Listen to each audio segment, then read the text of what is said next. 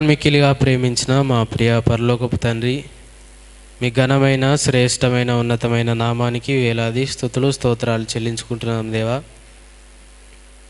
ఇదిగోండి తండ్రి, గడిచిన కాలం మీ ప్రేమ చేత మమ్మలను కాపాడి మరి ఒక్క మారు తండ్రి మీ మాటలను ధ్యానించే భాగ్యాన్ని తండ్రి మా అందరి జీవితాల్లో మీరు అనుగ్రహించినందుకు మీ పాదాలకు వెళ్ళలేని స్తుతులు స్తోత్రాలు చెల్లించుకుంటున్నాం దేవా.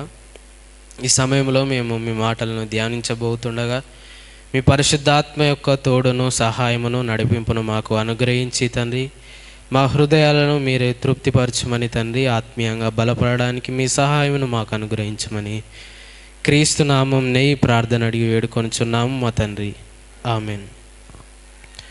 ప్రభునందు ప్రియమైన దేవుని వారలారా, దేవుని వాక్యం పట్ల ఆసక్తి కలిగి ఆయన సన్నిధికి చేరివచ్చిన మీ అందరికీ, యూట్యూబ్ ద్వారా దేవుని మాటలు వింటున్న దేవుని పిల్లలందరికీ నా యొక్క హృదయపూర్వక వందనాలు. పౌలు జీవిత చరిత్రలో నుండి మనము 4 భాగాలను మనము ధ్యానించాము. ఈరోజు 5వ భాగముగా పౌలు గారి జీవిత చరిత్రలో నుండి 5వ భాగముగా మనము ధ్యానించుకుందాము. మనము ధ్యానించిన 4 భాగాలు ఏంటంటే, క్రీస్తు లోకంలో ఉన్నప్పుడు పౌలు గారు ఆయనను చూసారా చూడలేదా అన్నది మొదటి భాగం. తర్వాత 2వ భాగము ఆయన చేసిన హింస వెనుకాల దాగి ఉన్న రహస్యము.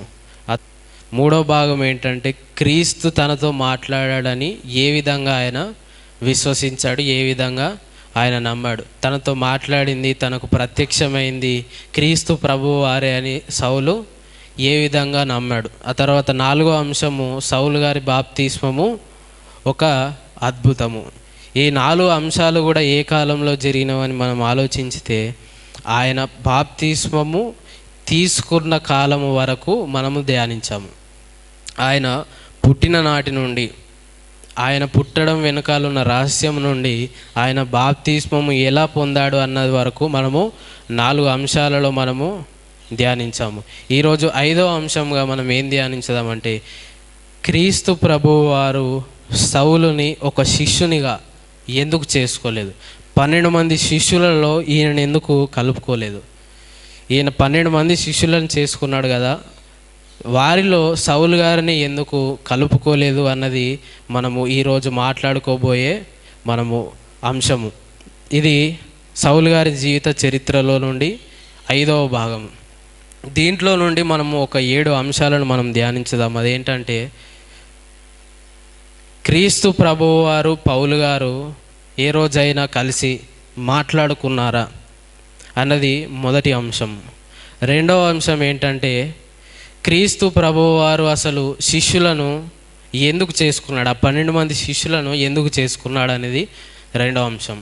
3వ అంశం ఏంటంటే, ఎటువంటి శిష్యులను ఎంచుకున్నాడు, శిష్యులను ఎలాంటి వాళ్ళను, ఎలాంటి లక్షణాలు కలిగిన వాళ్ళను, ఎలాంటి వాళ్ళను ఎంచుకున్నాడు అన్నది 3వ అంశము. 4వ అంశం ఏంటంటే, ఇస్కరియోతు యూదాను ఎందుకు ఎంచుకున్నాడు, ఇస్కరియోతు యూదాను శిష్యునిగా ఎందుకు ఎంచుకున్నాడు అన్నది 4వ అంశం. ఆ తర్వాత 5వ అంశముగా సౌలు గారిని ఒక శిష్యునిగా చేసుకుంటే ఏ లాభాలు కలిగేవి, సౌలు గారిని ఈ 12 మంది శిష్యులతో కూడా కలుపుకుంటే ఏ లాభాలు కలిగేవి అనేది 5వ అంశము. తర్వాత 6వ అంశముగా సౌలుని 12 మంది శిష్యులతో ఎందుకు కలుపుకోలేదు అన్నదానికి కారణము మనము 6వ అంశముగా మనము ధ్యానించుదాము. తర్వాత చివరిగా 7వ అంశముగా మనము నేర్చుకోవాల్సిన పాఠం. మొదటి అంశముగా, క్రీస్తు వారు సౌలు గారు ఏ రోజైనా కలిసి మాట్లాడుకున్నారా అన్నది మనము పరిశుద్ధ గ్రంథంలోనికి వెళ్ళి మనము ధ్యానించగలిగితే, లూకాసు వార్త 2వ అధ్యాయము, లూకాసు వార్త 2వ అధ్యాయము, లూకాసు వార్త 2వ అధ్యాయము 41వ వచనాన్ని చదవగలిగితే 41వ వచనం నుండి, లూకాసు వార్త 2వ అధ్యాయము 41వ వచనం నుండి, పస్కా పండుగ అప్పుడు ఆయన తల్లిదండ్రులు ఏటేటా యెరూషలేమునకు వెళ్ళుచుండువారు. ఆయన 12 ఏళ్ళ గలవాడై ఉన్నప్పుడు ఆ పండుగను ఆచరించుటకై వాడుక చొప్పున వారు యెరూషలేమునకు వెళ్ళిరి. ఆ దినములు తీరిన తర్వాత వారు తిరిగి వెళ్ళుచుండగా బాలుడైన యేసు యెరూషలేములో నిలిచెను.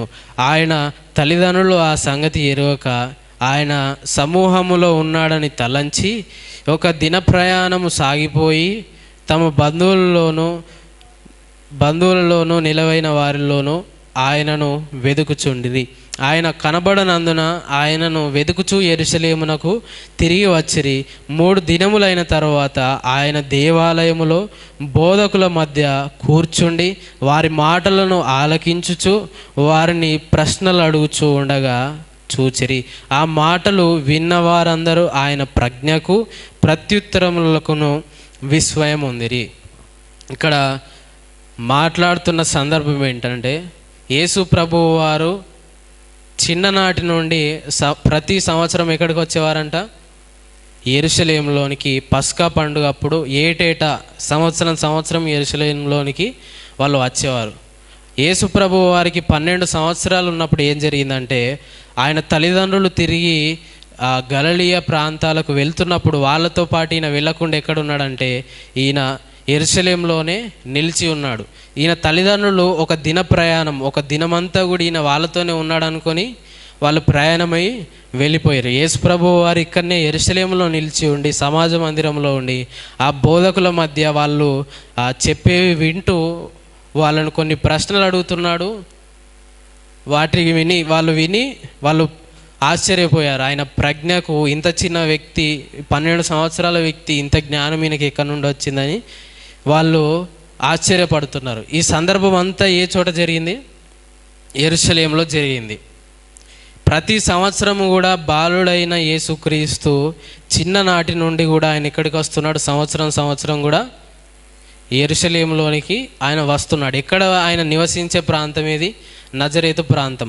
నజరేతు నుండి యెరూషలేములోనికి ప్రతి సంవత్సరం కూడా వాళ్ళు వస్తున్నారు. మరి సౌలు గారు ఎక్కడ ఉన్నారని చూస్తే అపోస్తలుల కార్యములు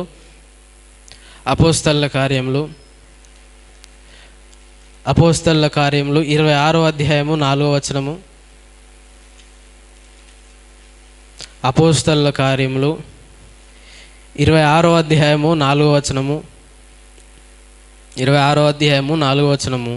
మొదటి నుండి యెరూషలేములో నా జనం మధ్యను బాల్యము నుండి నేను బ్రతుకు దినములు ఏలాంటిదో యూదులందరూ ఎరుగుదురు.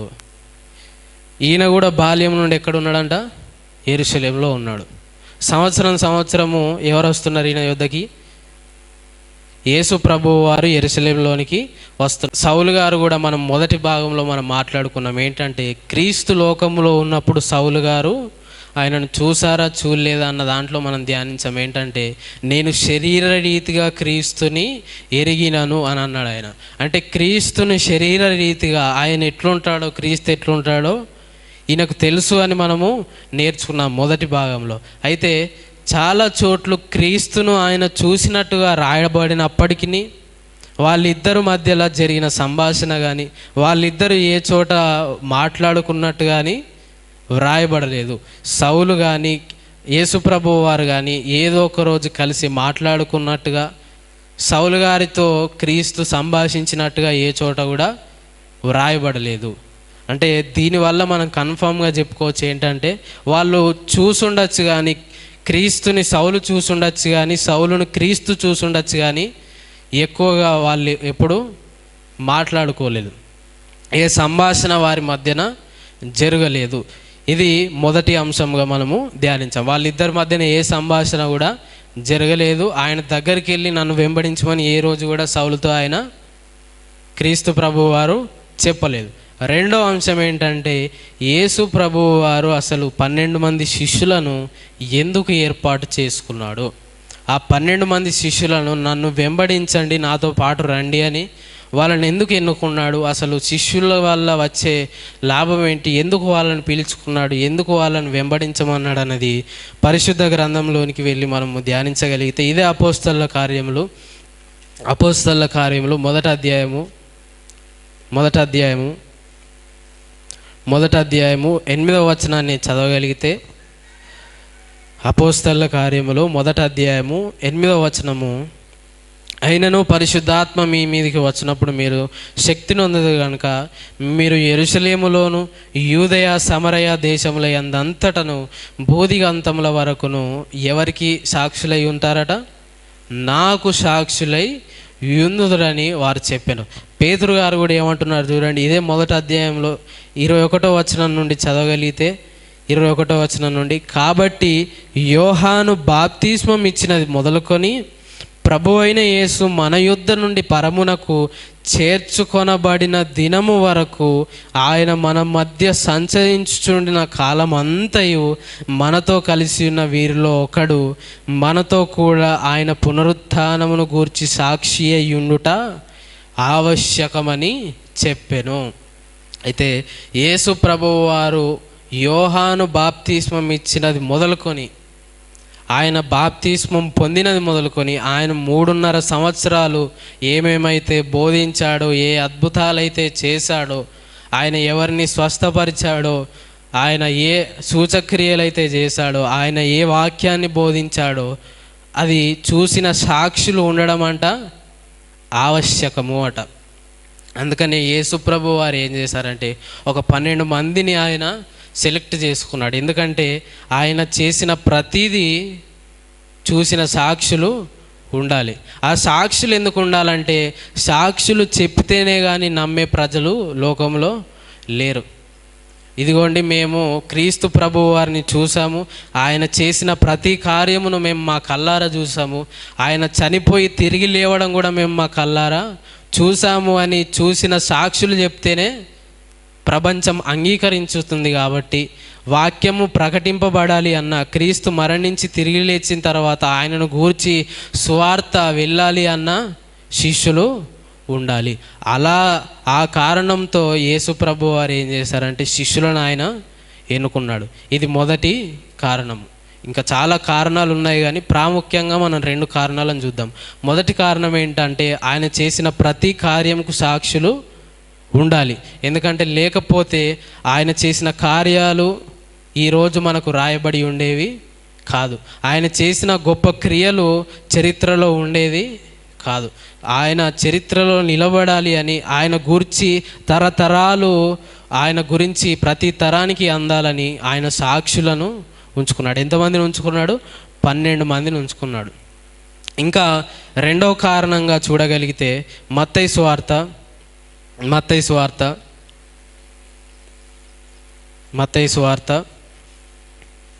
10వ అధ్యాయము, మత్తయి సువార్త 10వ అధ్యాయము మొదటి వచనాన్ని చదవగలిగితే, మత్తయి సువార్త 10వ అధ్యాయము మొదటి వచనము, ఆయన తన 12 మంది శిష్యులను పిలిచి అపవిత్రాత్మలను వెళ్ళగొట్టుటకును ప్రతి విధమైన రోగమును ప్రతి విధమైన వ్యాధిని స్వస్థపరచుటకును వారికి అధికారం ఇచ్చెను.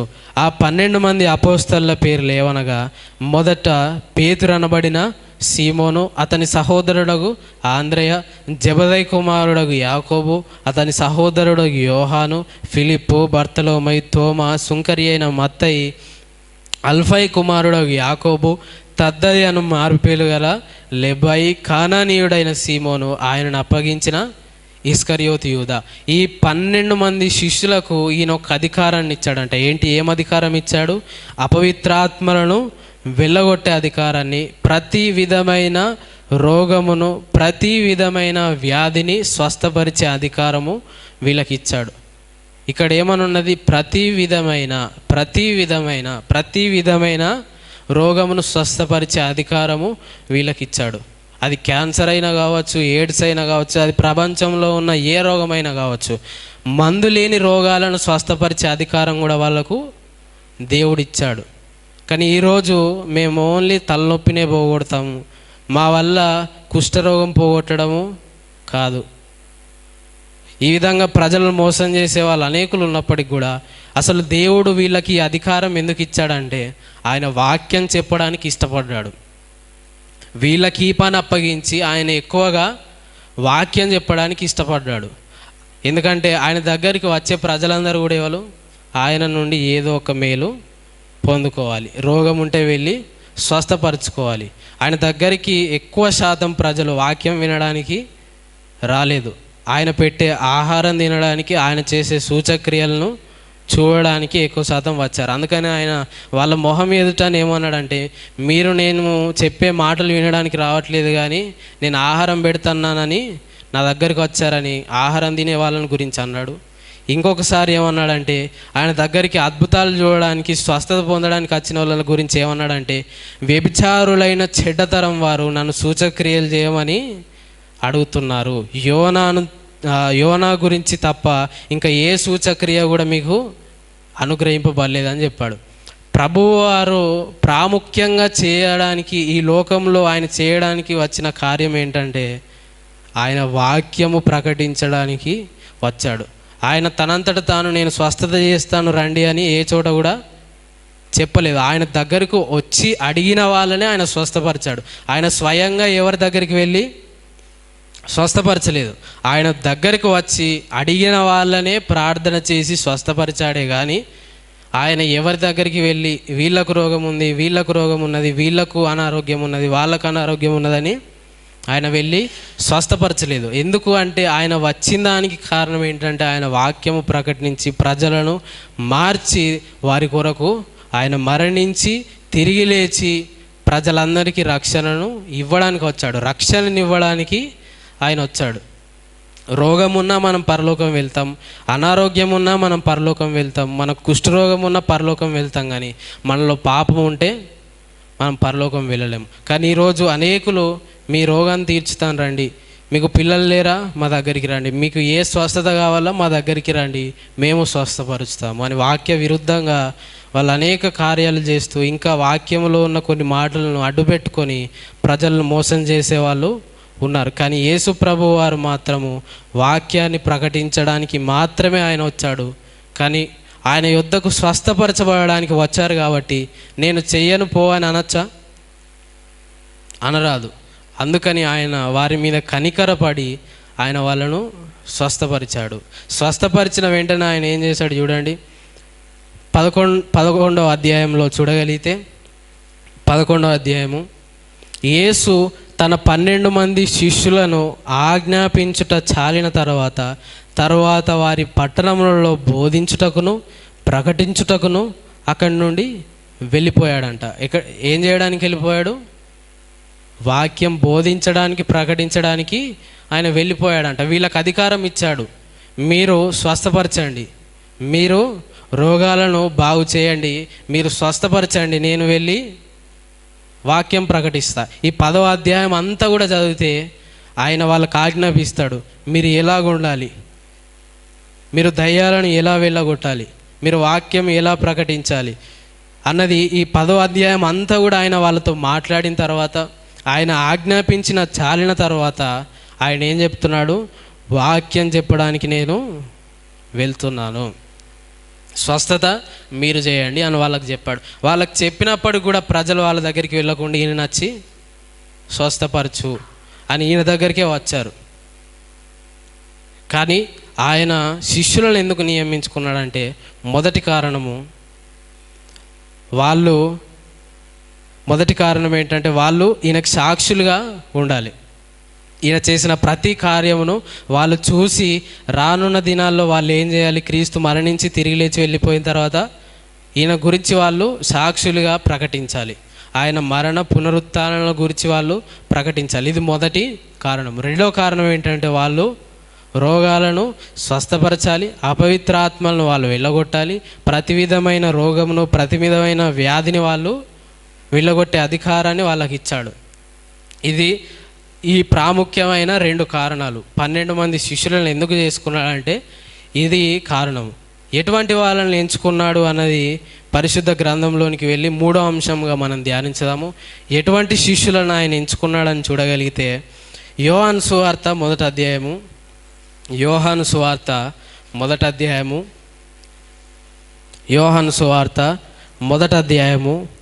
41వ వచనం నుండి చదవగలిగితే, 40వ వచనం నుంచి చదువుదాం. 40వ వచనం నుండి, మొదటి అధ్యాయము 40వ వచనం నుండి, యోహాను మాట విని ఆయనను వెంబడించిన ఇద్దరిలో ఒకడు సీమోను పేతురు యొక్క సహోదరుడైన ఆంద్రేయ. అతడు మొదట తన సహోదరుడైన సీమోనును చూచి, మేము మెస్సియాను కనుగొంటిమని అతనితో చెప్పి యేసునొద్దకు అతని తోడుకొని వచ్చెను. మెస్సియాను మాటకు అభిషిక్తుడని అర్థము. యేసు అతని వైపు చూచి, నీవు యోహాను కుమారుడైన సీమోనువు, నీవు కేఫా అనబడదు అని చెప్పెను. కేఫా అను మాటకు రాయి అని అర్థము. ఇక్కడ జరిగిన సందర్భం ఏంటంటే, యోహాను శిష్యులు ఇద్దరున్నారు. అందులో ఒకరు ఎవరంటే ఆంద్రేయ. ఈ ఆంద్రేయ ఎవరు? పేతురు గారి యొక్క సొంత అన్ననో తమ్ముడో. ఈయన యోహాను శిష్యుడు. యోహాను ఏం చెప్పాడంటే, యేసు ప్రభుని మీరు వెంబడించండి అని చెప్పిన తర్వాత వీళ్ళిద్దరు ఏం చేశారు? యేసు ప్రభుని వెంబడించారు. వాళ్ళు ఈయనే మెస్సయ్య అని వాళ్ళిద్దరికీ అర్థమైపోయింది. దాంట్లో ఒకరెవరు? ఆంద్రేయ. ఈ ఆంద్రేయ ఎక్కడికి వెళ్తున్నాడంటే పేతురు గారి దగ్గరికి వెళ్ళి, ఇదిగో మేము మెస్సయ్యను కనుగొన్నాము అని చెప్పాడు. వీళ్లకు మెస్సయ్య గురించి ఎలా తెలుసు? పేతురు గారికి కానీ ఆంద్రేయ గారికి కానీ వీళ్లకు మెస్సియా వస్తాడని ఎలా తెలుసు? మనం పేతురు గారి గురించి తెలుసుకున్నాం ఏంటి? ఆయన విద్య లేని పామరుడు అని, చదువుకోలేదు, ఆయన చేపలు పట్టేవాడు అని. కానీ ఆయనకు మెస్సియా వస్తాడు అని తెలుసు. అంటే ఆయనకు ధర్మశాస్త్ర విషయంలో ఆయనకు జ్ఞానం ఉన్నది, పాత నిబంధన గురించి ఆయనకు జ్ఞానం ఉన్నది. ఆంద్రేయ గారైతే ఆయన సహోదరుడు యోహాను యొద్ద ఉండి ఆయన చెప్పే ప్రతీది వింటూ నేర్చుకుంటున్నాడు. అంటే వీళ్ళిద్దరి దగ్గరికి యేసు ప్రభు ఎందుకు వచ్చాడంటే, ఈయన మెస్సయ్య అని వాళ్ళు నమ్ముతారని, వాళ్ళకు పాత నిబంధన జ్ఞానం ఉన్నదని. వాళ్ళిద్దరినే కాకుండా కింద ఫిలిప్పుని గూర్చి కూడా చూడండి. ఫిలిప్పుని గూర్చి కూడా ఏమని ఉంటుందంటే, మరునాడు ఆయన గలిలయకు వెళ్ళగోరి ఫిలిప్పును కనుగొని నన్ను వెంబడించమని అతనితో చెప్పాను. ఫిలిప్పు బెత్సయిదా వాడు, అనగా ఆంద్రేయ పేతురు అనువారి పట్టణపు కాపురస్తుడు. ఫిలిప్పు నతానియేలును కనుగొని, ధర్మశాస్త్రములో మోషేయు ప్రవక్తలను ఎవరిని గూర్చి రాసిరో ఆయనను కనుగొంటిమి, ఆయన యోసేపు కుమారుడైన ఏమనంటున్నాడు చూడండి, నజరేయుడగు యేసు. అంటే ఫిలిప్పు గారికి కూడా ధర్మశాస్త్రాన్ని గురించి, ప్రవక్తలు చెప్పిన మాటలను గురించి, ఆయన నజరేయుడు అనబడతాడని, ఆయన దావీదు చిగురని వారు వెళ్ళి ఏదో దేనికి పనికిరాని వాళ్ళని ఆయన సెలెక్ట్ చేసుకోలేదు. ఆయన జ్ఞానం ఉన్న వాళ్ళనే, ధర్మశాస్త్రాన్ని నేర్చుకున్న వాళ్ళనే, మెస్సియా వస్తాడు అని ఎదురు చూస్తున్న వాళ్ళని ఆయన వెళ్ళి పిలుచుకున్నాడు. మెస్సియా ఈయననే, క్రీస్తే అభిషిక్తుడు, క్రీస్తే మెస్సియా అని నమ్ముతారని వాళ్ళ యుద్ధకు వచ్చి ఆయన పిలుచుకున్నాడు. వాళ్ళు నమ్మారు కాబట్టే వాళ్ళ దగ్గరికి వెళ్ళి ఆయన పిలుచుకున్నాడు. ఆయన 12 మంది శిష్యులలో ప్రతి ఒక్కరికి కూడా ధర్మశాస్త్ర జ్ఞానము ఉన్నది. అందుకనే సువార్తల్లో మనం చదివినప్పుడు ఆయన ఎవరి దగ్గరికి వెళ్ళినా నన్ను వెంబడించు అని ఒక్క మాటనే ఆయన చెప్తాడు. వెంటనే అని ఉంటుంది. వెంటనే వాళ్ళు ఆయనను వెంబడించారు. అంటే వాళ్ళు ఏమన్నా పిచ్చోళ్ళ వెంబడించడానికి? కాదు కదా. వాళ్ళు ధర్మశాస్త్ర జ్ఞానము కలిగి, పాత నిబంధన జ్ఞానము కలిగి, ఈయనే మెస్సయ్య అని వాళ్ళు కనుగొని గ్రహించి ఆయనను వెంబడించారు. అందుకని ఆయన 12 మంది శిష్యులతో కూడా ఏం చెప్పాడని చూడగలిగితే, మత్తయి సువార్త 16వ అధ్యాయము, మత్తయి సువార్త 16వ అధ్యాయము 20వ వచనము. మత్తయి సువార్త 16వ అధ్యాయము 20వ వచనము. అటు పిమ్మట తాను క్రీస్తు అని ఎవనితో చెప్పవద్దని ఆయన శిష్యులకు ఖండితముగా ఆజ్ఞాపించెను. క్రీస్తు అను పదమునకు అర్థం ఏంటని కింద పుట్నోట్లో ఉంటుంది చూడండి, ఏమనున్నది? అభిషిక్తుడు అని. మెస్సియా అన్న అభిషిక్తుడు అనే అర్థము, క్రీస్తు అన్న అభిషిక్తుడనే అర్థము. నేను మెస్సియా అని, నేను క్రీస్తునని మీరు ఎవరితో కూడా చెప్పకండి. మీకైతే నేను మెస్సియా అని తెలుసు, మీకైతే నేను క్రీస్తునని తెలుసు. ధర్మశాస్త్రంలో నా గురించి రాయబడింది, పాత నిబంధనలో నా గురించి రాయబడింది మీకు తెలుసు, కానీ మీరు ఎవరితో చెప్పకండి అని వాళ్ళతో ఖండితముగా ఆజ్ఞాపించాడు. అంటే శిష్యులు 12 మందిలో కూడా ఆయన జ్ఞానము కలిగిన వాళ్ళని ఆయన ఎంచుకున్నాడు, ధర్మశాస్త్ర జ్ఞానం కలిగిన వాళ్ళని ఆయన ఎంచుకున్నాడు. మనము చేపలు పట్టే పేతురుని, సుంకరి అయిన మత్తయ్యని, ఏ తెలివి లేని వాళ్ళను ఎంచుకున్నాడని అనుకుంటాం, కానీ జ్ఞానం కలిగిన వాళ్ళని, చదువుకోకపోయినా జ్ఞానం కలిగిన వాళ్ళని ఆయన ఎంచుకున్నాడు. మరి ఇస్కరియోతు యూదాను ఆయన శిష్యుని ఎందుకు చేసుకున్నాడు? ఈ 11 మందిని శిష్యులను ఎంచుకున్నాడు, ఓకే, బాగానే ఉన్నది. ఈ 11 మంది కూడా జ్ఞానం కలిగి ఉన్నారు. ఇస్కరియోతు కూడా జ్ఞానం ఉన్నది, ధర్మశాస్త్రం గురించి ఆయనకు తెలుసు. మరి ఆయనను అప్పగిస్తాడని తెలిసినప్పటికి కూడా ఆయనను శిష్యునిగా ఎందుకు చేసుకున్నాడు? ఇస్కరియోతుని గురించి మనం ఇప్పుడు ఎందుకు మాట్లాడుకుంటున్నామంటే, సౌలు గారిని ఎందుకు శిష్యునిగా చేసుకోలేదు అన్నది మనకి ఇప్పుడు అర్థం కావడానికి ఇస్కరియోతు యూదాను ఎందుకు శిష్యునిగా చేసుకున్నాడు అన్నది పరిశుద్ధ గ్రంథంలోనికి వెళ్ళి మనం చూడగలిగితే, యోహాను సువార్త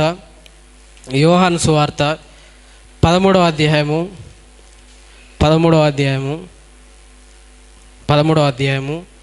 2-3 వచనాలను చూడగలిగితే, యోహాను సువార్త 13వ అధ్యాయము 2-3 వచనాలు, వారు భోజనము చేయుచుండగా ఆయనను అప్పగింపవలనని సీమోను కుమారుడగు ఇస్కరియోతు యూదా హృదయములో అపవాది ఇంతకు ముందు ఆలోచన పుట్టించి ఉండెను గనుక తండ్రి తన చేతికి సమస్తమును అప్పగించననియు, తాను దేవుని యొద్ద నుండి బయలుదేరి వచ్చననియు, దేవుని యొద్దకు వెళ్ళవలసి ఉన్నదనియు యేసు ఎరిగి. ఇస్కరియోతు యూదా తన హృదయంలో యేసు ప్రభువు వారిని అప్పగించాలి అని అపవాది చేత ప్రేరేపింపబడి ఆయన అనుకున్నాడు. ఆయన ఇది ఆలోచించుతాడని యేసు ప్రభువు వారికి తెలుసు. ఆయన శిష్యునిగా పిలుచుకున్నప్పుడే యూదా అప్పగిస్తాడని ఆయనకు తెలుసు. ఏ విధంగా తెలుసు అంటే, పాత నిబంధనలో ఒక ప్రవచనం ఉంది ఇస్కరియోతు యూదాను గురించి. పాత నిబంధనలో ప్రవచనం ఉన్నది. ఆ ప్రవచనాన్ని బట్టి యేసు ప్రభు వారికి ఏం తెలుసు అంటే, ఈ యూదానే నన్ను అప్పగిస్తాడని తెలిసి కూడా ఇస్కరియోతు యూదాను ఎందుకు శిష్యునిగా చేసుకున్నాడంటే, ఆయన వచ్చి సువార్త ప్రకటించి ఆయన ఏం కావాలి? మరణించాలి. ఆ మరణం ఎవరి ద్వారా రావాలి? ఆయన ఎంచుకున్న ఒక శిష్యులలో నుండే రావాలి. ఎందుకు శిష్యులలో నుండి రావాలంటే ఆయన ఒక పాఠాన్ని మనకు నేర్పించాలి అని అనుకున్నాడు. ఏంటంటే, మనతో ఉండి మనతో కొనసాగిన వాళ్ళు, ప్రభువుని అంగీకరించి ప్రభువుతో ప్రయాణమైన వారు, రక్షణలోనికి వచ్చి అనేక సంవత్సరాలు రక్షణలో ఉన్నవారు చివరి క్షణంలో ఏం కావచ్చు? తప్పిపోవచ్చు. 3.5 సంవత్సరాలు ఆయన చేసిన ప్రతి అద్భుతాన్ని చూసిన వ్యక్తే తప్పిపోవచ్చు. కాబట్టి మీరు బహు జాగ్రత్త కలిగి ఉండండి అని చెప్పడానికి ఆయన ఒక శిష్యునిగా చేసుకున్నాడు. అంత మాత్రమే కాదు, ఈ 12 మంది శిష్యులను ఎందుకు చేసుకున్నాడు? వాళ్ళకి ఎందుకు ప్రతిదీ నేర్పించి వాళ్ళను ఒక స్వార్థికులుగా తీర్చిదిద్దాడు అంటే, ఆయన క్రీస్తు అని, ఆయన మెస్సియా అని ఎవ్వరికి తెలియద్దు అని యేసు ప్రభు వారు అనుకున్నారు. ఎందుకు అనుకున్నాడు అంటే, ఆయన మెస్సియా అని తెలిస్తే ఆయనను సిలువకు ఎక్కించేవాళ్ళు కాదు. యూదులు సిలువేశారని మనం యూదులను తిట్టుకుంటాము, కానీ వాళ్ళకు మెస్సియా అని ఆయనను గూర్చి తెలియలేదు. అది తెలియకపోవడమే దేవుని చిత్తము. అందుకని యేసు ప్రభు వారు ఏమన్నాడు? నేను క్రీస్తు అని, నేను మెస్సియా అని మీరు ఎవరితో కూడా చెప్పకండి అని ఎలా ఆజ్ఞాపించాడు? ఖండితముగా ఖచ్చితంగా మీరు ఎవరితో చెప్పకండి. ఎందుకంటే చెప్తే ఏమవుతుంది? వాళ్ళని సిలువకు ఎక్కించనియ్యరు. అందుకని ఏం చేశాడంటే, ఆయన శిష్యులలోనే ఇస్కరియోతు యూదాను ఉంచుకొని సిలువకు అప్పగించేలాగా ఆయన చేసుకున్నాడు. ఆయనను అప్పగించేటప్పుడు వచ్చినప్పుడు కూడా ఇస్కరియోతు యూదాను ఏమని పిలిచాడు తెలుసా? చెలికాడా, స్నేహితుడా అని పిలిచాడు ఆయనను. ఏ ఇస్కరియోతు యూదానైతే ఆయనను సిలువకు అప్పగించడానికి వచ్చాడో ఆయనను హత్తుకొని స్నేహితుడా అని పిలిచాడు, అప్పగిస్తాడని తెలిసి కూడా. కాబట్టి మనం కూడా ఒకరు మనకు మోసం చేసినా కానీ, ఒకరు మనకు విరోధంగా ఉన్నా కానీ క్షమించే గుణము మనలో ఉండాలి. యేసు ప్రభు అంతటి వారే తనని మరణానికి అప్పగించే వ్యక్తి తన ముందుకు వచ్చినప్పుడు చెలికాడా అని ఆయనను పిలిచాడు, స్నేహితుడా అని ఆయనను పిలిచాడు. కాబట్టి మనం కూడా మనను విరోధంగా భావించే వాళ్లకు ప్రేమ చూపించే బద్దులమై మనం ఉన్నాం. ఈ 4వ అంశంలో మనం ఏం నేర్చుకున్నామంటే, ఇస్కరియోతు యూదాని ఎందుకు శిష్యునిగా చేసుకున్నాడంటే ఆయనను అప్పగించాలి ఆ వ్యక్తి. ఇస్కరియోతు యూదా యేసు ప్రభు వారిని ఏం చేయాలి? సిలువకు అప్పగించాలి. అప్పగిస్తాడని తెలిసి కూడా ఆయన శిష్యునిగా చేసుకున్నాడు. ఎందుకంటే ఆయన మరణించడము ఖచ్చితము. ఆయన మరణించడానికే ఈ లోకానికి వచ్చాడు, ఆయన సిలువ ఎక్కడానికే ఈ లోకానికి వచ్చాడు. కాబట్టి ఆయనను శిష్యునిగా చేసుకున్నాడు. ఓకే, ఇప్పటి వరకు కూడా బాగానే ఉన్నది. మరి సౌలు గారిని అసలు ఈ 12 మంది శిష్యులలో చేర్చుకోకపోవడానికి కారణం ఏంటి? 12 మంది శిష్యులలో ఈయనను చేర్చుకోకపోవడానికి కారణం ఏంటి అన్నది ధ్యానించే ముందు, ఆయనను చేసుకుంటే, ఒక శిష్యునిగా చేసుకుంటే ఏం లాభం వచ్చేది? ఆయనను శిష్యునిగా చేసుకుంటే, సౌలు గారిని 12 మందిలో ఒక వ్యక్తిగా ఆయన చేర్చుకుంటే వచ్చే లాభాలు ఏముండేవంటే, ఈయన ధర్మశాస్త్రంలో ఏంటి? జ్ఞాని. ధర్మశాస్త్రంలో ఉన్న ప్రతి ప్రవచనము కానీ ప్రతి వచనము కానీ సౌలు గారికి తెలుసు. యూదుల మతంలో ఈయన ఏంటి? పెద్ద. పరిసయ్యులలో పెద్ద. తనతో సమాన వయస్కులందరికంటే ఈయన ఆధిక్యత నొందినవాడు. దేశాధికారులలో ఈయనకి స్నేహితులు ఉన్నారు. ఇన్ని ఉన్నాయి కనుక ఈయన చెప్తే యూదులు వింటారా వినరా? ఈయన మెస్సయ్య అని చెప్తే యూదులు ఖచ్చితంగా అంగీకరిస్తారు.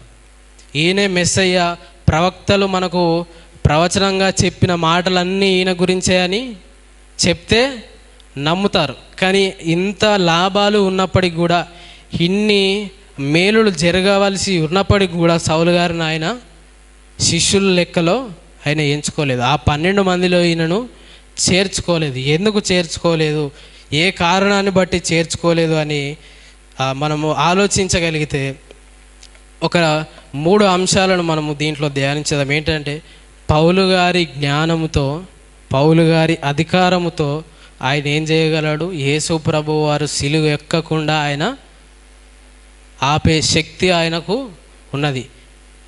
అందుకని ఆయన ఏం చేశాడంటే, సిలువకు ఎక్కాలి కాబట్టి ఈయనను శిష్యుల లెక్కలో చేర్చుకోలేదు. ఇది ఒక కారణం. పేతురు గారైతే చెవే నరికారు కావచ్చు, కానీ పౌలు గారైతే వాళ్ళ సైనికుల తలే నరికించేవాడు కావచ్చు.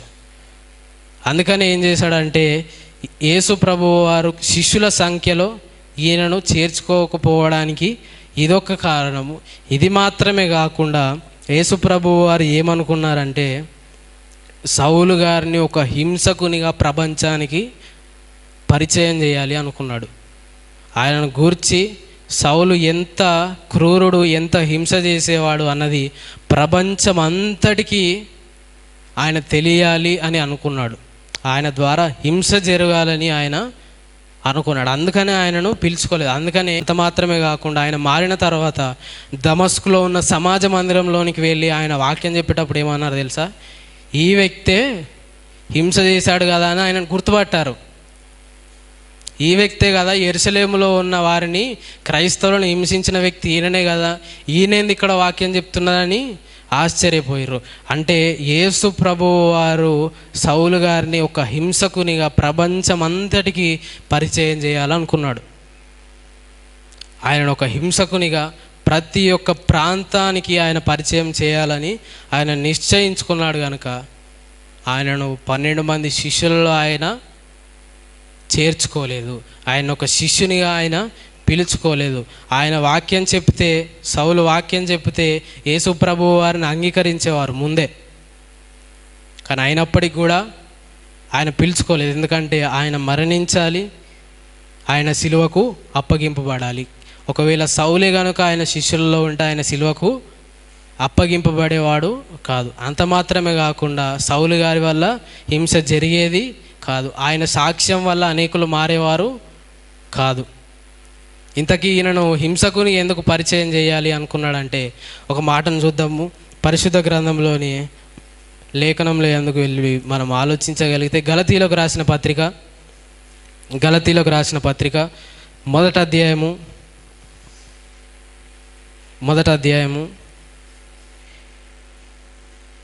22వ వచనం నుండి చదవగలిగితే, 22వ వచనం నుండి గలతీలకు రాసిన పత్రిక 1వ అధ్యాయము 22వ వచనము. క్రీస్తు నందున్న యూదయ సంఘముల వారికి నా ముఖ పరిచయము లేకుండెను గాని మునుపు మనలను హింస పెట్టినవాడు తాను పూర్వమందు పాడు చేయుచు వచ్చిన మతమును ప్రకటించుచున్నాడను సంగతి మాత్రమే వారు విని వారు నన్ను బట్టి దేవుని మహిమపరిచిరి. సౌలు గారిని వీళ్ళు ఎప్పుడు కూడా చూడలేదు, కానీ చూడకపోయినప్పటికి కూడా ఈయన ఒకప్పుడు హింస చేసేవాడు, ఇప్పుడు ఏ వ్యక్తుల్లో అయితే హింస చేశాడో వాళ్లకు వాక్యం ప్రకటిస్తున్నాడని కేవలం ఆయన సాక్ష్యాన్ని బట్టి ఏమయ్యారంట, దేవుణ్ణి వాళ్ళు మహిమపరిచారు. సౌలు గారిని ఎందుకు ఒక హింసకునిగా ప్రపంచం అంతటికి పరిచయం చేశాడంటే, రేపు ఆయన వల్లనే ఏ సమాజం అయితే పాడైందో ఆ సమాజాన్ని ఈయన కట్టాలి. ఎవరి యొద్ద అయితే ఒక హింసకుడిగా ఆయన పరిచయం అయ్యాడో ఆ చోటే ఒక హింస పొందేవాడిగా, ఆ చోటే దేవుని కోసం దెబ్బలు తినేవాడిగా, ఆ చోటే దేవుని వాక్యాన్ని ప్రకటించేవాడిగా దేవుడు పరిచయం చేయాలి అనుకున్నాడు. అందుకనే ఇక్కడ ఈ సందర్భాన్ని చదివితే మనకు అర్థమైంది ఏంటి, సౌలు గారిని వీళ్ళు చూడకపోయినప్పటికీ ఆయన చేసిన హింస గురించి విన్నారు. వీళ్ళు ఆ హింస గురించి వీళ్ళకు తెలుసు కాబట్టి వీళ్ళు ఈయన సువార్త ప్రకటించడాన్ని బట్టి ఆశ్చర్యపోయి ఏమవుతున్నారు, దేవుణ్ణి మహిమపరుస్తున్నారు. అంటే సౌలు గారికి ఒక సాక్ష్యం ఇవ్వడానికి, ఆయన ఒక హింసకునిగా చూపించి ఆయనను ఒక గొప్ప సువార్థికునిగా ఆయనను చూపించాలి అని అనుకున్నాడు. అందుకనే సౌలు గారు ఏమంటారంటే, నేను పుట్టినది మొదలుకొని ప్రత్యేకింపబడిన వాడను అని అంటాడు. ఇదే మొదటి అధ్యాయంలో చూడండి 15వ వచనంలో అయినను తల్లి గర్భమునందు పడినది మొదలుకొని నన్ను ప్రత్యేకపరిచి. సౌలు గారిని ఎప్పటి నుంచి ప్రత్యేకపరచుకున్నాడంటే దేవుడు, ఆయన తల్లి గర్భములో ఏ రోజైతే పడ్డాడో ఆ రోజు నుంచి సౌలు గారిని దేవుడు ప్రత్యేకపరుచుకున్నాడు. మనం అనుకుంటాము సౌలు గారు ముందు చెడ్డవాడు, దేవునికి దూరంగా ఉన్నవాడు, కానీ దేవుడు ఏమన్నాడంటే ఆయనను పుట్టినది కాదు, తల్లి గర్భములో ఏ రోజైతే పడ్డాడో ఆ రోజు నుంచి ఆయనను దేవుడు ప్రత్యేకపరుచుకున్నాడు. ఆయన ద్వారా దేవుడు హింస జరగాలనుకున్నాడు, ఆయన ద్వారానే సువార్త ప్రకటింపాలి అని అనుకున్నాడు. మొదటి కారణం ఏంటంటే, ఆయన ఒకవేళ 12 మంది శిష్యులలో ఉంటే యేసుప్రభు వారు సిలువ ఎక్కేవారు కాదు. రెండవది ఏంటంటే, ఆయనను ఒక హింసకునిగా ప్రపంచానికి పరిచయం చేసి ఆయన ద్వారానే ఆయన మారడాన్ని బట్టి, ఆయన సాక్ష్యాన్ని బట్టి అనేకులను మార్చాలి అని అనుకున్నాడు. అందుకని ఆయన ఏ ప్రాంతానికి వెళ్ళి సువార్త ప్రకటించినా ఆయన సాక్ష్యాన్ని చూసే మారిపోయే వాళ్ళు అనేకులు. ఈయన ఒకప్పుడు హింసించేవాడు, ఇప్పుడు ఇంతగా మారిపోయాడంటే మనం కూడా ఖచ్చితంగా దేవుని నమ్మాలి అన్న మార్పు వాళ్ళలో కలిగేది. మూడో కారణం చూడగలిగితే ఇదే 15వ వచనంలో కింది భాగంలో ఉంటుంది చూడండి. ప్రత్యేకపరిచి తన కృపచేత నన్ను పిలిచిన దేవుడు నేను అన్యజనులలో తన కుమారుని ప్రకటింపవలెనని. ఈయన ఎందుకు ఏర్పాటు చేసుకున్నాడంట, అన్యజనులలో స్వార్థ ప్రకటించడానికి. ఈయనను 12 మంది శిష్యులలో ఎందుకు ఏర్పాటు చేసుకోలేదంటే, ఈ 12 మంది శిష్యులు ఎవరికి వాక్యం బోధించాలి, యెరూషలేములో ఉన్న వాళ్ళకి. అందుకని ఆయన తిరిగి వెళ్ళిపోయేటప్పుడు ఏమన్నాడు, మీరు యెరూషలేములో నుండి వెళ్ళక యూదులకు మాత్రమే మీరు వాక్యం ప్రకటించండి. ఎందుకు, ఆయనకు పక్షపాతం ఉందనా? కాదు, అన్యజనులకు వాక్యం చెప్పడానికి ఒక ఆయనను ఆల్రెడీనా రెడీ చేసుకున్నాడు. కాబట్టి అన్యజనులకు పౌలు గారిని స్వార్థ చెప్పడానికి నియమించుకున్నాడు. కాబట్టి ఈ 12 మంది శిష్యులకు ఒక పని అప్పగించాడు. ఏంటి, మీరు కేవలం యూదులకే మీరు స్వార్థ ప్రకటించండి. ఒకవేళ సౌలు గారు ఈ 12 మందిలో ఉంటే ఆయన కూడా ఎవరికి వాక్యం ప్రకటించేవాడు, యూదులకు మాత్రమే పరిమితం అయిపోయేది, వాక్యము ప్రపంచ నలుమూలకు వెళ్ళేది కాదు. అందుకని ఆయన్ని 12 మంది శిష్యుల్లో ఆయన ఏర్పరచుకోలేదు. ఆయన అన్యజనులకు సువార్త చెప్పడానికి ఆయనను ప్రత్యేకపరచుకున్నాడు. అందుకనే ఆయన కనిపించినప్పుడు కూడా, దమస్కుకు వెళ్ళే మార్గంలో ఆయన కనిపించినప్పుడు కూడా ఆయనతో ఏం చెప్పాడని చూడగలిగితే, అపోస్తలుల కార్యములు 26వ అధ్యాయము, 26వ అధ్యాయము 16 నుండి 18 వచనాల వరకు మనం చదివితే, అపోస్తలుల కార్యములు 26వ అధ్యాయము 16 నుండి 18 వచనాల వరకు, నీవు నన్ను చూచి ఉన్న సంగతిని గూర్చి, నేను నీకు కనబడబో సంగతిని గూర్చి నిన్ను పరిచారకునిగాను సాక్షిగాను నియమించుటకై కనబడి ఉన్నాను. నీవు లేచి నీ పాదములు మోపి నిలుపుము. నేను ఈ ప్రజల వలన అన్యజనుల వలన హాని కలగకుండా నిన్ను కాపాడుదను.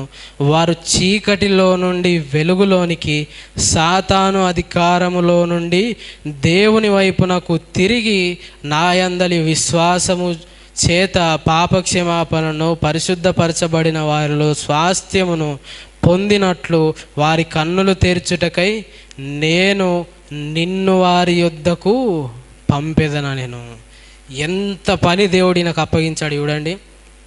అన్యజనులలో ఎవరైతే సాతాను అధికారంలో ఉన్నారో వాళ్ళందరినీ విడిపించి దేవుని పాదాలకు నడిపించడానికి నిన్ను నేను నియమించుకున్నాను. అందుకే ఇప్పుడు నీ యొద్దకు వచ్చి నీకు నేను కనబడ్డాను.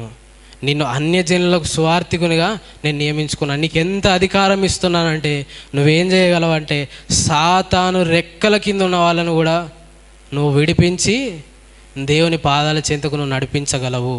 అందుకే నిన్ను అన్యజనుల మధ్యకు నేను పంపించాలనుకుంటున్నానని ఆయనతో చెప్పాడు. సాతానుతోనే పోరాడి గెలిచిన వ్యక్తి సౌలు. అందుకే ఆయన నియమించుకున్నాడు. సాతాను ఎంత శక్తిమంతుడు చెప్పండి. సాతాను ఎంత శక్తిమంతుడు అంటే ప్రపంచంలో ఉన్న ప్రతి మనిషిని చేత ఏ విధము చేతనైనాను పాపం చేయించే శక్తి అతనుకున్నది. అంతటి శక్తి కలిగిన సాతాను ఓడించిన వ్యక్తి ఎవరు? సౌలు. ఆ సాతాను రెక్కల కింద ఎవరెవరైతే ఉన్నారో వాళ్ళందరినీ విడిపించి దేవుని పాదాల చెంతకు నడిపించిన గొప్ప వ్యక్తిగా ఆయనను నియమించుకోవాలని దేవుడు ఏం చేశాడంటే 12 మంది శిష్యుల్లో ఆయనను ఏర్పరచుకోలేదు. ఈ 12 మంది శిష్యులతో సౌలు గారిని కలుపుకోలేదు. ఎందుకంటే ఆయన అన్యజనులకు సువార్త ప్రకటించాలి. ఈ కారణాలను బట్టి సౌలు గారిని శిష్యునిగా ఆయన ఎంచుకోలేదు. దాన్ని బట్టి సౌలు గారు ఏం ఫీలు కాలేదు. అయినా నన్ను 12 మంది శిష్యుల్లో ఈయన ఏర్చుకోలేడు అని ఈరోజు ఆయన అన్నాడా? అనలేదు. ఆయనకు అప్పగించిన దాన్ని చివరి వరకు కూడా ఆయన కొనసాగించి ఆయన అన్యజనులకు సువార్త ప్రకటిస్తూ అనేకులను దేవుని పాదాల యుద్ధకు నడిపించాడు. అంత మాత్రమే కాకుండా ఆయన యూదుల్లో ఎవరెవరైతే మీరు సున్నతి పొందాలి, ధర్మశాస్త్రాన్ని పాటించాలి అని ఎవరెవరైతే దేవునికి విరుద్ధంగా ఉన్నారో వాళ్ళందరి నోర్లు మూయించి ఏం చేశాడు? యూదులందరూ కూడా మారేలాగా వాక్యం చెప్పాడు. కేవలం అన్యజనులకు మాత్రమే కాకుండా యూదులు కూడా మారేటట్టు అనేకులమైన యూదులకు ఈయన వాక్యము ప్రకటించాడు. ఈ కార్యాలు ఈయన వల్ల జరగాలి కాబట్టి ఈయనను 12 మంది శిష్యుల్లో ఏర్పరచుకోలేదు. ఎందుకు ఆయనతో మాట్లాడలేదు, ఎందుకు ఆయన యుద్ధకు వెళ్ళి సౌలు గారిని ఏ రోజు కూడా కలవలేదు అని అంటే ఈయన మరణించి తిరిగి లేచి పరలోకానికి వెళ్ళిపోయిన తర్వాత, ఆయన ద్వారా 3 సంవత్సరంలో హింస జరిగిన తర్వాత, సంఘములో ఉన్న గోధుమలు గురుగులు వేరైపోయిన తర్వాత అప్పుడు ఈయన ద్వారా సువార్త ప్రకటించాలి అనుకున్నాడు. అందుకనే ఆయన ఏ రోజు కూడా సౌలు గారి దగ్గరికి వెళ్ళలేదు, నన్ను వెంబడించు అని చెప్పలేదు. అందుకని సువార్తల్లో ఎక్కడ కూడా సౌలు గారి గురించి ప్రస్తావన లేదు. సౌలు గారిని ఏ చోట వెళ్ళి మాట్లాడినట్టు లేదు. పిలిస్తే ఇంకా గొప్ప కార్యాలు జరిగాయి కావచ్చు, కానీ అది దేవుని చిత్తములో లేదు.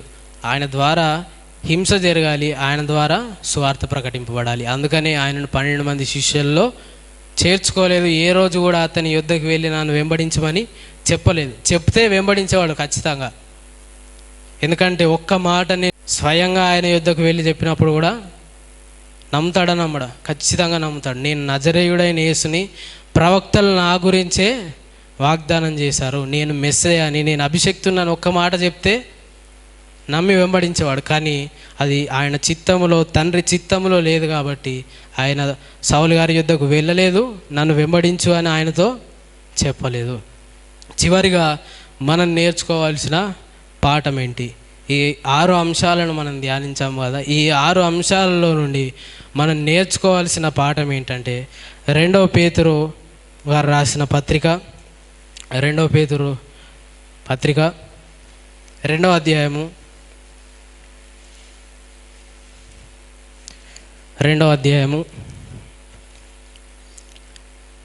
21వ వచనాన్ని చదవగలిగితే, 2వ అధ్యాయము 21వ వచనము. వారు నీతి మార్గమును అనుభవపూర్వకముగా తెలుసుకొని తమకు అప్పగింపబడిన పరిశుద్ధమైన ఆజ్ఞ నుండి తొలగిపోవుటకై ఆ మార్గము అనుభవపూర్వకముగా తెలియక యుండుటయే వారికి మేలు అని చెప్తున్నాడు పేతురు గారు. దేవుడు అప్పగించిన ఆజ్ఞను వచ్చి పాటించకపోవడం కంటే రాకుండా ఉండడమే మేలు అని పేతురు గారు చెప్తున్నాడు. ఇది సౌలు గారి జీవితానికి అప్లై చేసి చూస్తే, సౌలు గారి జీవితంలో దీన్ని చూస్తే, ఆయనకు అప్పగించిన ఆజ్ఞను ఆయన ఏం చేశాడు? అన్యజనులకు సువార్త చెప్పు అన్న ఆజ్ఞను ఆయన ఏం చేశాడు? ఆయన మరణించే వరకు కూడా దాన్ని చేశాడు. ఆయనకు అప్పగించిన సువార్తను ఏ రోజు కూడా ఆయన ఆపలేదు. అందుకే ఏమన్నాడు? సువార్తను గూర్చి సిగ్గుపడువాడను కాను, దేవుడు నాకు ఈ పని అప్పగించాడు, దీన్ని గురించి నేను సిగ్గుపడను, దీన్ని నేను ఆపను, చివరి శ్వాస వరకు కూడా నేను అన్యజనులకు స్వార్థ ప్రకటిస్తాను అని ఆయనకు అప్పగించిన పరిశుద్ధమైన ఆజ్ఞను ఆయన ఏం చేశాడు? పాటించాడు. దేవుడు కూడా మనకు కూడా ఒక ఆజ్ఞను ఇచ్చాడు. దేవుడు మనకు కూడా ఆజ్ఞను ఇచ్చాడు. ఆ ఆజ్ఞను మనం ఏం చేయాలి? పాటించకపోతే అసలు దేవుడు ఏమంటున్నాడంటే, ఆ ఆజ్ఞను పాటించకపోతే వాళ్ళకి ఏ విధంగా ఉంటుందంట? అనుభవపూర్వకముగా తెలియక ఉంటయే వారికి మేలు.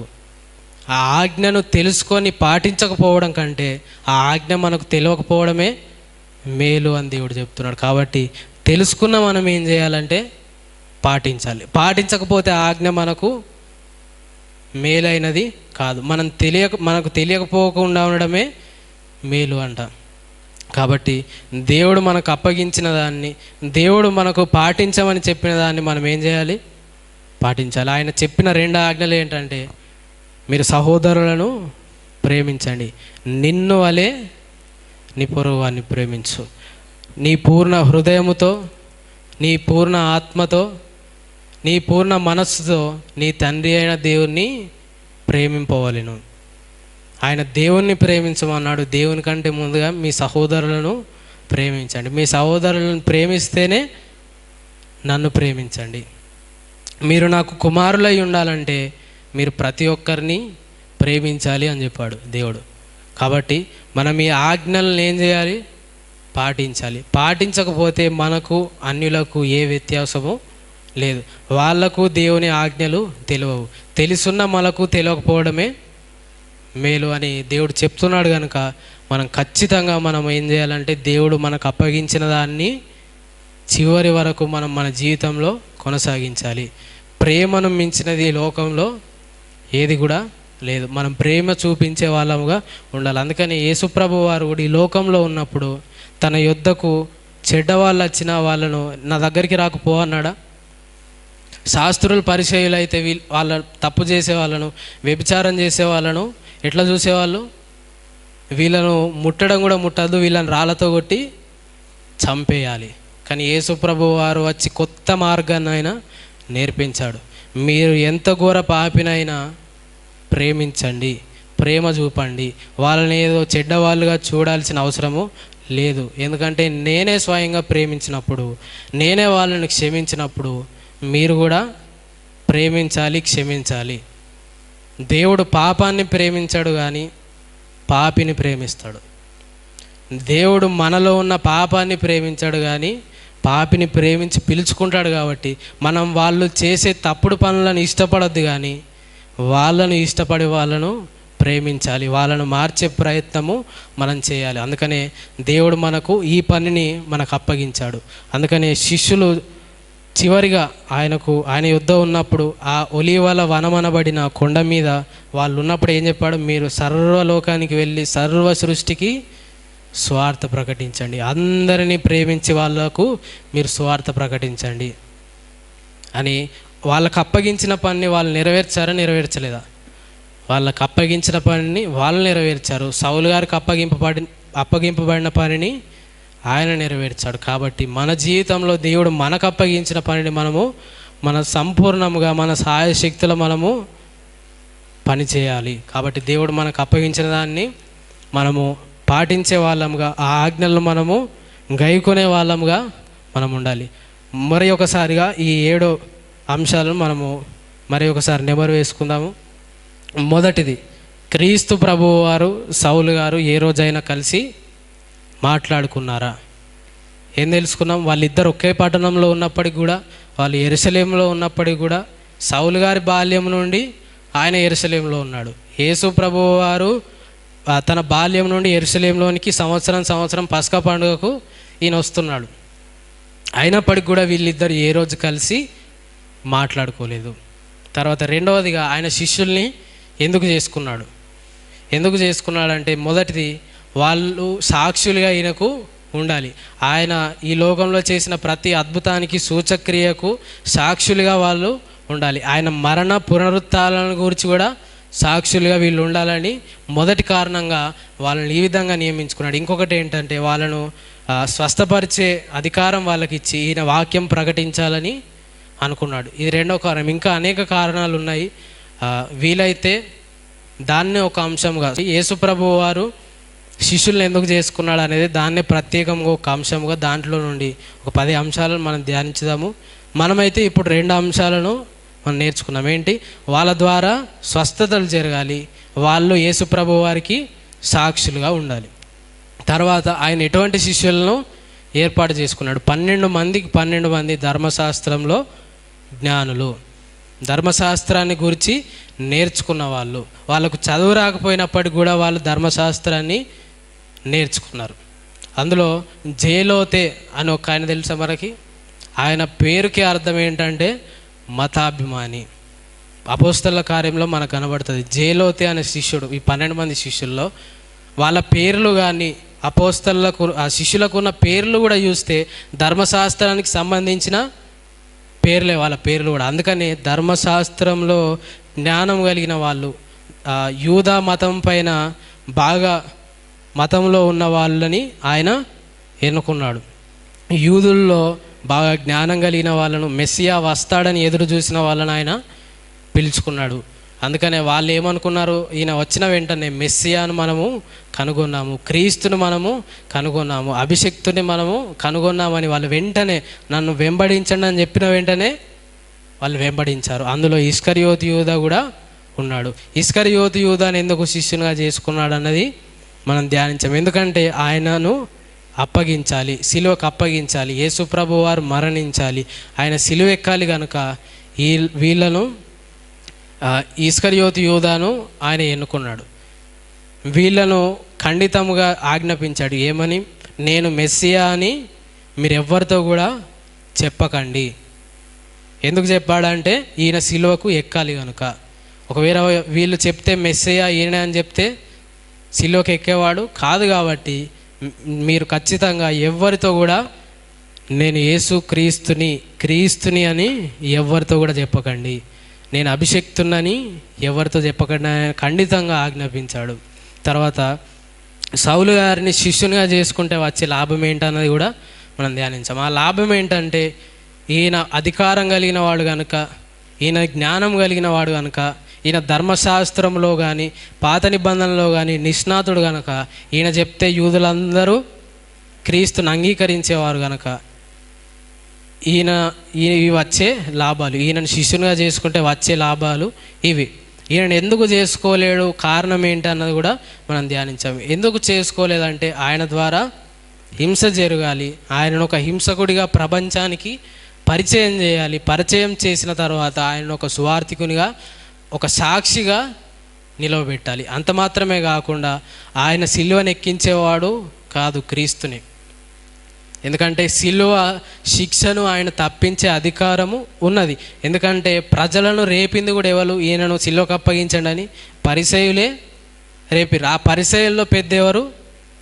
సౌలు గారు. ఆ పరిసయ్యులకు ఈయన చెప్తే వాళ్ళు వినేవాళ్ళు, చెప్పే అధికారం ఈయనకుంది, చెప్తే వినేవాళ్ళు కూడా ఉన్నారు. కాబట్టి ఈయనను ఎన్నుకోలేదు. ఎందుకంటే యేసు ప్రభువు వారు సిలువ ఖచ్చితంగా ఎక్కాలి. మనం ఏ రోజు కూడా కొద్దిమంది ఏం చేస్తారంటే, యేసు ప్రభు వారు అంత ఘోరంగా హింసింపబడ్డాడు, ఆయన సిలువెక్కాడని ఏడుస్తారు. ఏడవలసిన అవసరము లేదు. ఎవరైనా మేలు జరిగితే ఏడుస్తారా చెప్పండి? యేసు ప్రభు వారు మన కోసం చనిపోవడానికి వచ్చాడు. ఆయన పని ఆయన చేసినప్పుడు అయ్యో చనిపోయాడు అని ఏడిస్తే ఏమొస్తుంది? ఆయన చనిపోవడానికే వచ్చాడు. అందుకని ఆయన చనిపోవడానికి వచ్చాడు కాబట్టి ఆయనను సిలువ ఎక్కకుండా వెనుక తీయలేదు. సిలువ మీద ఉన్నప్పుడు కూడా ఏమన్నారు? నువ్వు నిజంగా దేవుని కుమారుడు అయితే సిలువ దిగిరా అని అన్నారు. దిగలేదు. ఎందుకంటే ఆయన చనిపోవాలి. దాన్ని బట్టి మనం సంతోషించాలి, మనకు రక్షణ వచ్చిందని ఆనందపడాలి తప్ప ఏడవలసిన అవసరత లేదు. ఆయన సిలువెక్కాలి కనుకనే సౌలు గారిని 12 మంది శిష్యుల్లో చేర్చుకోలేదు. మూడో కారణం ఏంటి? ఆయన అన్యజనులలో స్వార్థ ప్రకటించడానికి ఆయనను ఎప్పటి నుండి ప్రత్యేకపరుచుకున్నాడు? తల్లి గర్భములో పడినది మొదలుకొని ప్రత్యేకపరుచుకొని అన్యజనుల ఎదుట ఒక సాక్షిగా, ఒక పరిచారకునిగా ఆయనను నియమించుకోవాలనుకున్నాడు. అంత మాత్రమే కాకుండా యేసు ప్రభు వారు ఆయన కనిపించినప్పుడు, ఆయనతో మాట్లాడినప్పుడు ఏమని చెప్పాడు? సాతాను రెక్కల కింద ఎవరెవరైతున్నారో, సాతాను అధికారంలో ఎవరెవరైతున్నారో వాళ్ళందరినీ నీ ద్వారా నేను విడిపిస్తాను అని చెప్పాడు. ఇంత ఆధిక్యతను సౌలు గారికి ఆయన ఇవ్వాలనుకున్నాడు కాబట్టి 12 మంది శిష్యుల్లో ఆయనను ఏర్పరచుకోలేదు. ఎందుకంటే ఈ 12 మంది శిష్యులు 12 గోత్రాలలో ఉన్న యూదులకి వాక్యం చెప్పాలి. అందుకనే ఈయనను వారిలో కలపలేదు. ఈయన అన్యజనులకు సువార్త చెప్పాలి కాబట్టి ఈయనను శిష్యుల్లో చేర్చుకోలేదు. చివరిగా మనం ఏ పాఠం నేర్చుకున్నాము? మనం నేర్చుకున్న పాఠం ఏంటంటే, దేవుడు మనకు అప్పగించిన దాన్ని, దేవుడు మనకు ఆజ్ఞాపించిన దాన్ని మనం చివరి వరకు కూడా చేసే వాళ్ళముగా, నెరవేర్చే వాళ్ళముగా మనం ఉండాలి. సౌలు గారు నెరవేర్చిన రీతిగా, శిష్యులు నెరవేర్చిన రీతిగా మనము నెరవేర్చాలి. ఎందుకంటే పేతురు గారు ఒక ఖచ్చితమైన కష్టమైన మాటను చెప్పాడు. ఏమని? మీరు ఈ ఆజ్ఞలను తెలుసుకొని పాటించకపోవడం కంటే మీకు తెలియకుండుట మేలు అని చెప్పాడు. కాబట్టి మనం తెలుసుకున్నాము కాబట్టి మనం ఏం చేయాలి? పాటించాలి. కాబట్టి ఈ విషయాలన్నిటినీ మన హృదయంలో మనము భద్రపరుచుకుందాము. అందరం మోకరించినట్లయితే ప్రార్థన చేసుకుందాము.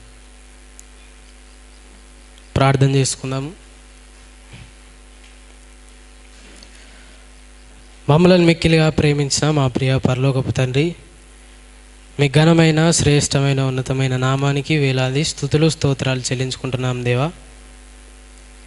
ఇప్పటి వరకు తండ్రి సౌలు గారి జీవిత చరిత్రలో నుండి 5వ భాగముగా మేము నేర్చుకొని ఉన్నాము తండ్రి.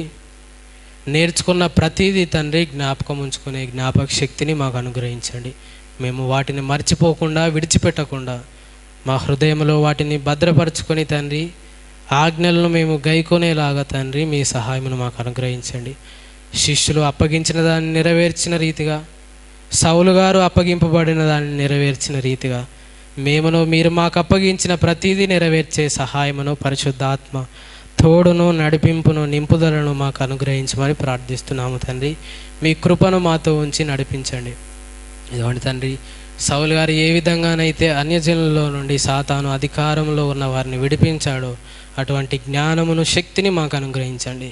ఇదిగోండి తండ్రి, అటువంటి మంచి మనస్సును మాకు అనుగ్రహించండి. సాతాను అధికారంలో ఉన్న వారిని, అగ్నిలో నుండి కొందరిని లాగినట్టు వారిని రక్షించే జ్ఞానమును మాకు అనుగ్రహించి తండ్రి మమ్మల్ని నడిపించమని ప్రార్థిస్తున్నాము తండ్రి.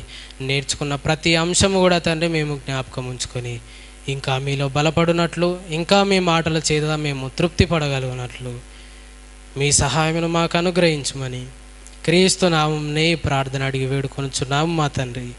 ఆమెన్.